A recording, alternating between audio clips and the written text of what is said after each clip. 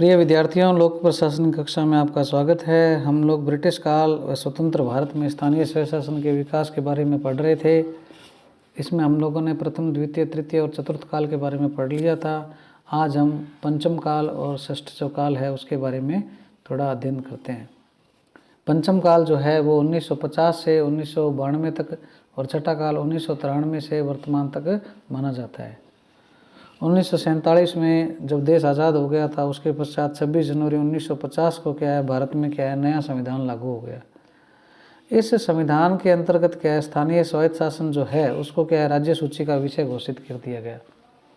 राज्य सूची में यह 5वीं प्रविष्टि मानी जाती है और संविधान ने स्थानीय शासन के क्षेत्र में अब तक महत्वपूर्ण रही नगरीय संस्थाओं के स्थान पर ग्रामीण स्थानीय संस्थाओं की ओर ज़्यादा ध्यान दिया, ज़्यादा महत्व दिया।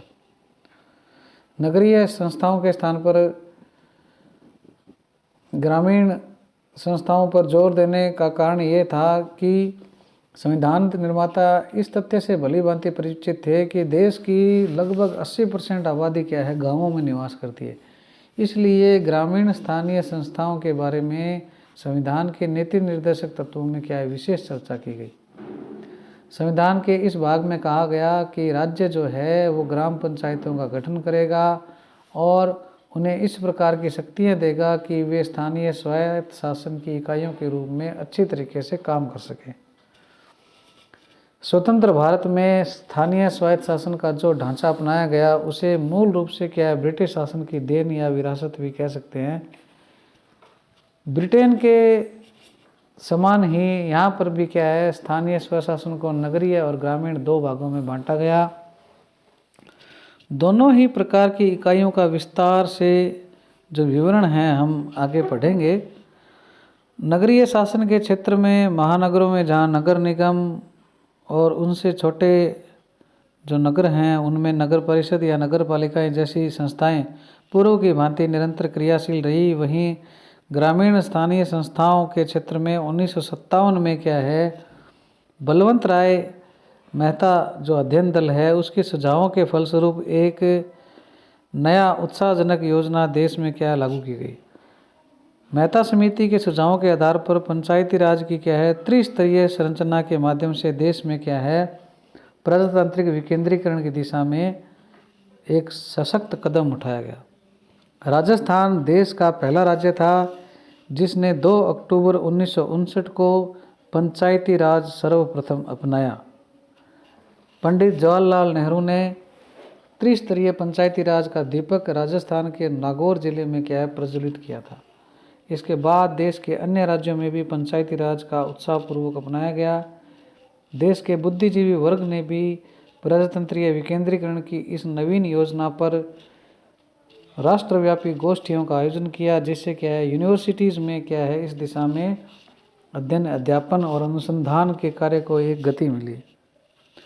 पंचायती राज की इस योजना ने आज़ादी के पहले दशक में नगरीय स्थानीय स्वशासन की संस्थाओं को एक प्रकार से पृष्ठभूमि में या बैकडोर में डाल दिया था, यानी इसको पीछे धकेल दिया। नगरीय संस्थाओं पर ज़्यादा ध्यान नहीं देने जाने लगा, बल्कि ग्रामीण या पंचायती राज संस्थाओं पर ज़्यादा जोर दिया जाने लगा।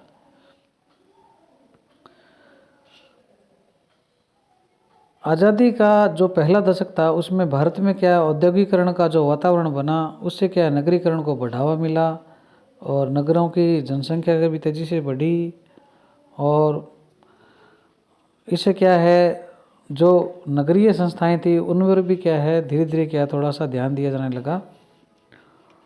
और 1951 में, 1963 में, 1966 में कुछ अनेक समितियां भी बनी जिन्होंने अलग अलग सुझाव दिए। उसके बाद में 1978 में अशोक मेहता की समिति की अध्यक्षता में पंचायती राज पर एक आयोग नियुक्त किया गया और उसको यह जिम्मेदारी थी कि वह देश में पंचायती राज की जो वर्तमान संरचना है उसका अध्ययन करे और अच्छे सुझाव दे कि इसको कैसे ज़्यादा सक्षम, कुशल और ज़्यादा उपयोगी बना सकते हैं। और अशोक मेहता ने एक रिपोर्ट अगले साल ही 1979 में भारत सरकार को दे दी और उन्होंने क्या है कुछ खास चेंजेस तो नहीं बताए, परंतु उन्होंने क्या कर्नाटक राज्य की जो अभिशंसाएं थी उसके अनुरूप ही क्या है कुछ परिवर्तन करने के क्या है सुझाव दिए थे। तो ये जो काल था 1950 से 1992 का, इसमें क्या है कुछ परिवर्तन देखे गए। एक तो क्या था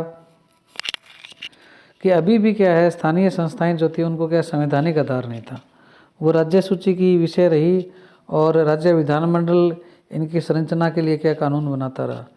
और संस्थाएं जो है दो भागों में विभाजित थी, एक तो ग्रामीण और एक नगरीय, और दूसरा क्या है वयस्क मताधिकार के आधार पर चुनाव होता था।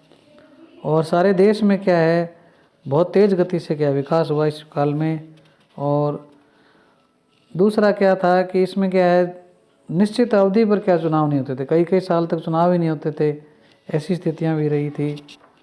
और दलबंदी और गुटबाजी भी क्या है काफ़ी इसमें क्या है बढ़ गई थी। तो इस प्रकार की क्या है स्थितियां थी।